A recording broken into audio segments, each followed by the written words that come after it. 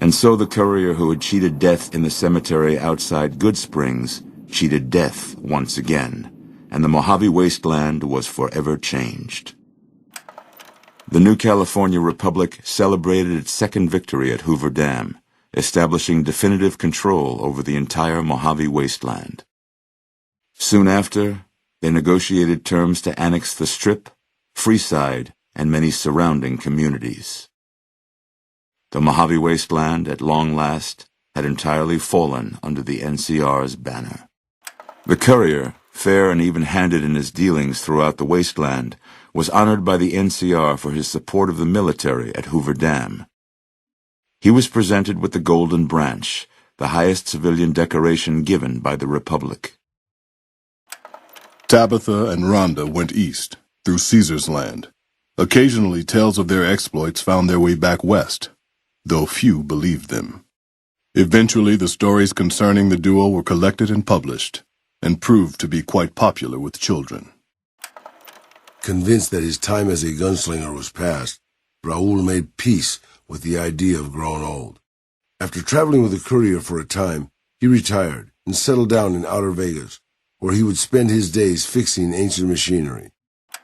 With the help of the gunrunners, the Boomers developed a healthy trading relationship with the NCR.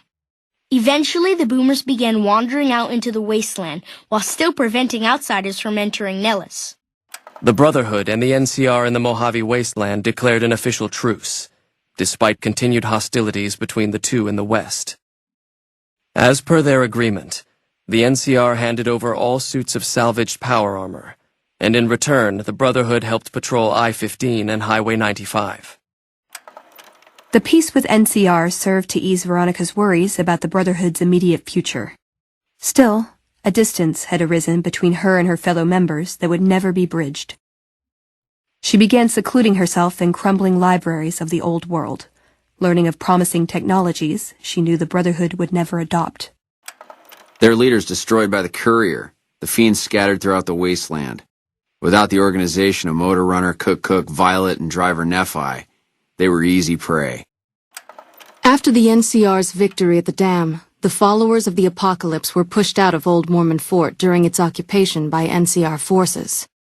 NCR further encouraged them to leave Outer Vegas entirely, and the followers had no choice but to comply.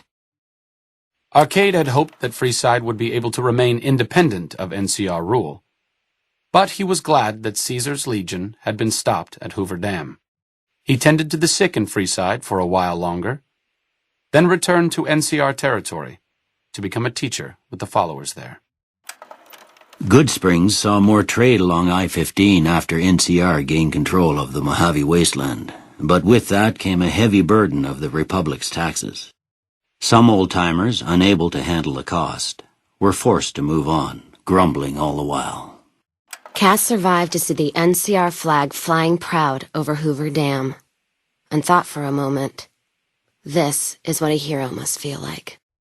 She was about to tell the courier not to get too proud of himself. Then she figured, he knew that already. So she laughed, said fuck it all, and raised a bottle to the dam and the ones who had fought for it. As far as she was concerned, the whole thing was proof that playing out a bad hand can pay off in the end, as long as someone like the courier was holding the cards. After the Second Battle of Hoover Dam, the Great Khans returned for a time to Red Rock Canyon. The NCR's pressing need to expand proved greater than its promise of amnesty, and before long the government decided the Khans had to go. The surviving Great Khans were relocated to an isolated, barren reservation, well north of NCR trade routes. Thanks to the courier and Lily, a cure for the Nightkin's schizophrenia was found shortly after Dr. Henry's experiment concluded. Nightkin and other super mutants in the wasteland flocked to Jacobstown, and the town became known as a haven where a mutant could find peace. Lily continued to take her medicine at half doses, and although she remembered her grandchildren, her mind remained muddled and confused.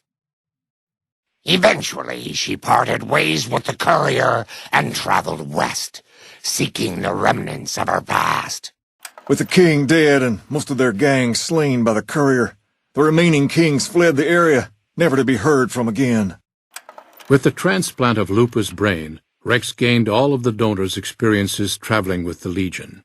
These melded well with his own memories of the Legion, and his new mind quickly adjusted to the myriad memories. Shaped up by the courier's advice, the Misfits distinguished themselves during the Legion's attack on Camp Golf. Mags was finally promoted to sergeant, and the rest of the Misfits received an official commendation. They continued to serve with distinction for many years. Though Novak was a low-priority target for the Legion, many of Novak's citizens died in its defense. In the weeks that followed, several bright followers returned to Novak to help restore its defenses, allowing it to remain independent of NCR. Looking for a place where he could be of some use, Boone found himself re-enlisting with his old unit. Though his regrets remained in his thoughts, they coalesced into a purpose, and Boone embraced it. He spent his leave time hunting down slavers in the desert, his first recon beret the last thing they never saw. With the dam firmly in their grasp, the NCR turned its attention towards wresting the correctional facility from Powderganger hands. The Powdergangers are no match for the battle-hardened troops of the NCR, and summary execution awaited the Powdergangers who managed to survive. With Cook dead, the Powdergangers at Vault 19 fell apart. Those who weren't destroyed by the courier fled into the hills or attempted to work their way back through the Mojave Wasteland. Few survived. After Hoover Dam, NCR helps rebuild Prim as a major stopping point on the Long 15. Though Prim's citizens chafe under NCR's taxes, they benefit greatly from the increased protection and merchant traffic.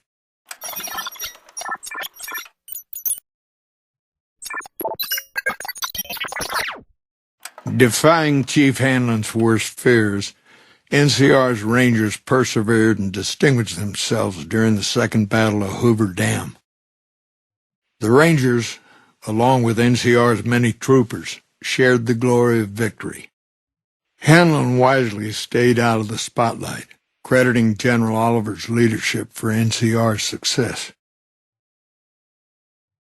After a brief fanfare, Hanlon stepped down as chief and returned to the peace and quiet of his ranch outside of Redding.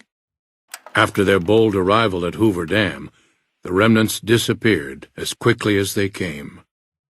Legends of their power spread throughout the Southwest, a reminder of why people once feared the sight of vertibirds in the sky. And so the courier's road came to an end, for now.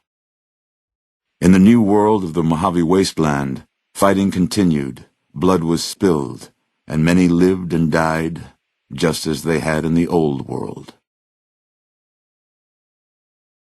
Because war never changes.